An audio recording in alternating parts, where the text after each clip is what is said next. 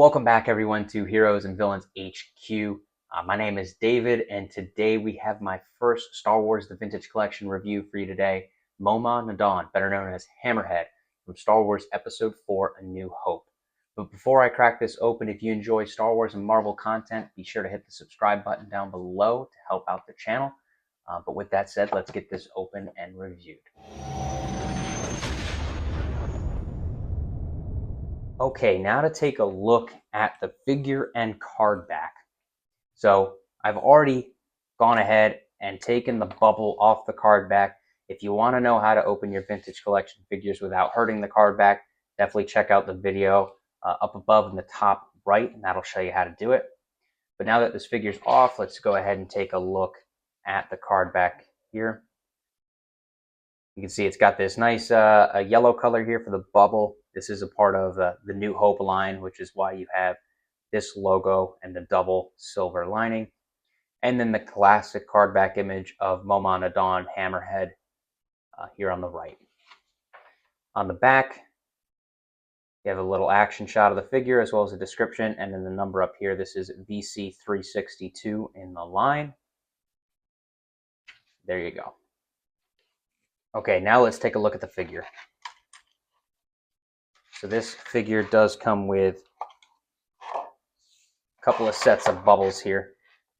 This includes all the accessories as well as the extra hand, the staff, his drink from the cantina, an E11 blaster, as well as this awesome inclusion, which was the original Hammerhead blaster from the Kenner release. Then on the other bubble, we have Momaw Nadon himself, Hammerhead. So let's get these out and take an in-depth look.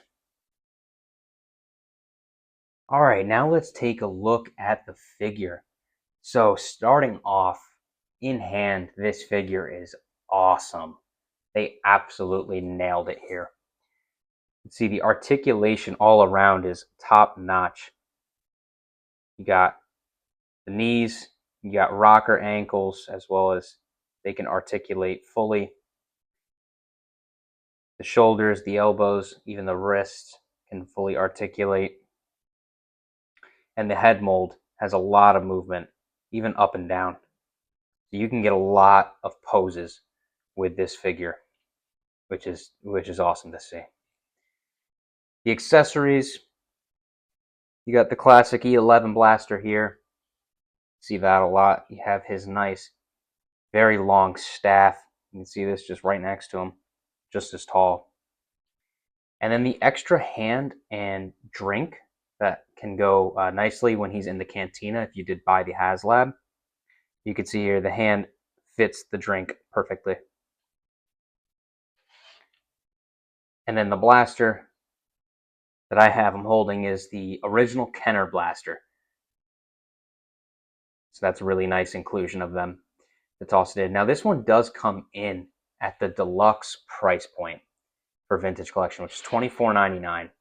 And while I really like the additional accessories, and I do think this figure is better than a lot of the releases with the extra, articulation, the new molds. I think this one was really far and beyond one of the better vintage collection figures released this year. But I just don't feel like $24.99 is a price that any vintage collection figure should be priced at. That's the Black Series price, right? And the Black Series is double the size. And I just feel like $20 is the right price for a deluxe figure. But, Cry Me a River, I guess. It is what it is. That's the price that they have it at. And I think that if you're an original trilogy collector, if you like getting these types of figures, background characters too, this isn't one that you should pass on. This is a really, really great figure. And it doesn't hurt paying $24.99 for this figure because it is just that good. But I'll always have my gripe for that price, whether or not it's the best figure of the year or the worst. I just don't think they should be priced that high. But I digress. So, last thing I want to take a look at before my final thoughts are just the paint detailing. So, the belt here you can see is a couple of different shades. You have the green here, you have the brown belt, you have the tan rope around it, and then you have this nice gold belt buckle. The browns throughout, it's this nice reddish brown, and then you have an orange brown kind of hood for him. And then this nice cloth piece here for his skirt. And then on the back of the belt, you have continued pouches here with a couple of different colors, the reddish brown, a light brown, an orange brown, and then a gunmetal buckle.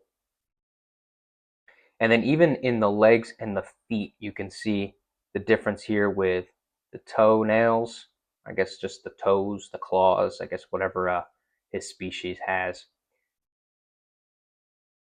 And then see right here with the legs, just the difference in color in each one of the folds here, having the darker and lighter browns. And then the head mold, the eyes look fantastic. And then you even have the print, or the reddish color right here for his gills. That's on either side. So all around, this is a really great figure. It's got a lot of great articulation for posability. And I think it's one that you're going to enjoy. All right, so what are my final thoughts on the Vintage Collection Momaw Nadon action figure? I think this figure, just at face value for what it is a really, really great, if not one of the best releases this year for the Vintage Collection. I think the price is where it gets a little sticky. Is this worth $25? I just can't say it is. I just don't think Vintage Collection figures will ever provide a $25 value, not even with the extra accessories. I feel like they're just too small, right? I just don't think the 3.75-inch action figure line can warrant that kind of price. But that's my opinion on it. And if you disagree, let me know in the comments down below and give me your thoughts as to why.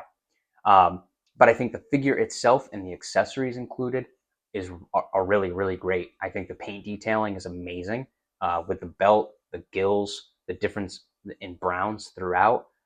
This blaster in particular is a really, really awesome inclusion. So I think the figure is great. I think it's one of the best of the year, but the price point is where I'm just not sure if it lines up. So if you ever see this on sale, definitely pick it up. But I think for some diehard collectors, especially original trilogy collectors, I think the $25 price tag is probably fine, especially given how great of a figure it is. But for some of those more casual collectors, maybe not so interested in the background characters, maybe not an original trilogy collector, this may be one you pass on. So with that said, I really hope you enjoyed this review. If you enjoy Star Wars and Marvel content, definitely hit the subscribe button down below. It would greatly help out the channel. And I'll catch you in the next one. Thanks for watching.